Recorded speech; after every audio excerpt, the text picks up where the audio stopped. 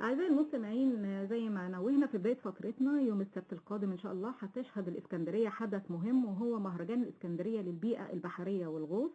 حوالين فعاليات هذا المهرجان يسعدنا أن نلتقي مع القبطان عمر عز الدين، بطل عمليات الإغارة على ميناء إيلاف الإسرائيلي، وهو أيضا صاحب الفكرة والراعي الرسمي لهذا المهرجان. أهلا بسيادتك فندم. سيادة القبطان حضرتك معانا؟ طيبين. كل سنة وحضرتك طيب يا فندم، أهلا بيك. اهلا بيك يا فندم. سيادة القبطان عايزين نتكلم على المهرجان ان شاء الله بتاع يوم السبت، وتقول لنا ايه عنه.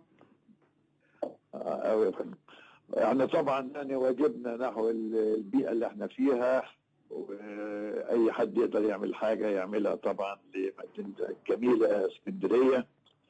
فاحنا الحقيقة تواجدنا هو في سيدي بشر، في امام شاطئ ابو هيف. ايوه. فيعني هنعمل يوم اللي هو يوم السبت الجاي ان شاء الله، من الساعة 4 مساء كده إلى الساعة 10 بالليل.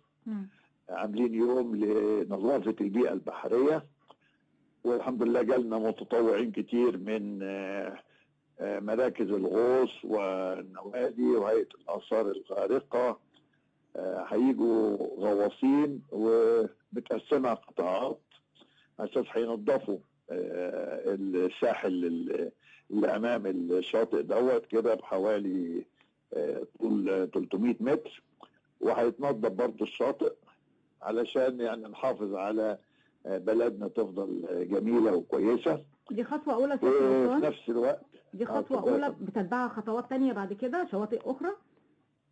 والله احنا عملنا الموضوع ده الحقيقة من سنتين وكان ناجح جدا، واحنا ما عندناش مشكلة الحقيقة، في ناس متطوعين وعندهم استعداد برضه لشواطئ أخرى.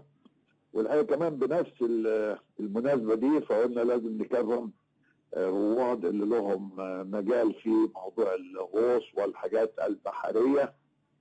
فمن ضمن برضه الفقرة الثانية بقى، ده كل ده الفقرة الأولى لغاية المغرب يعني. أيوه. الفقرة الثانية بقى هيبقى حفلة موسيقي جميل كده عشان كل الناس تفرح معانا. ده على الرمل، على الشاطئ نفسه مش كده؟ على الشاطئ نفسه، على الشاطئ نفسه. وهيتم بقى تكريم رواد الغوص وسباحة المسافات الطويلة. طبعا هو الشاطئ اصلا باسم بطل الابطال العالمي ابو هيف. عبد اللطيف ابو هيف. عبد اللطيف ابو هيف. هيكرم بقى زمايله القدام اللي كانوا معاه، نبيل الشاذلي، البطلة سحر منصور، شاد الراغب، مروان غزاوي، كل ابطال السباحة، جماعة الغوص القدام بقى. وكمان هنكرم الجماعة الغوص العسكري اللي هم بتوع عمليات بقى الضفادع البشرية في ميناء أبيجان وعمليات الضفادع في ميناء إيلات.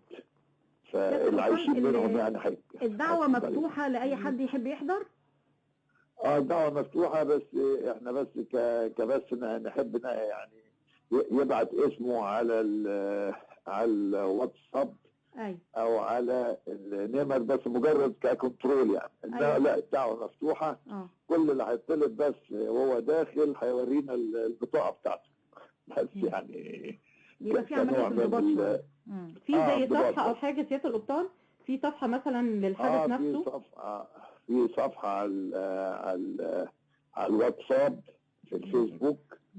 ايوه، اسمها مهرجان الاسكندرية للبيئة البحرية. جميل. يبقى البحث يتم على الصفحة ويتم تسجيل الاسامي للي يحب يشارك عن طريق الصفحة دي ان شاء الله. بالظبط كده. واللي هيجي حتى مش هيسجل، بس الاطلاع على بطاقته من باب التنظيم، صح يعني. بالظبط كده. هل يا فندم هيبقى في نجوم للمجتمع السكندري ايضا في المهرجان؟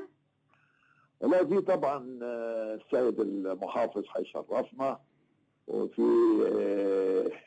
رؤساء نادي سبورتنج هيكون موجود، في بطلة العالم في الاسكواش بنتنا الجميلة نور الشربيني هتكون موجودة.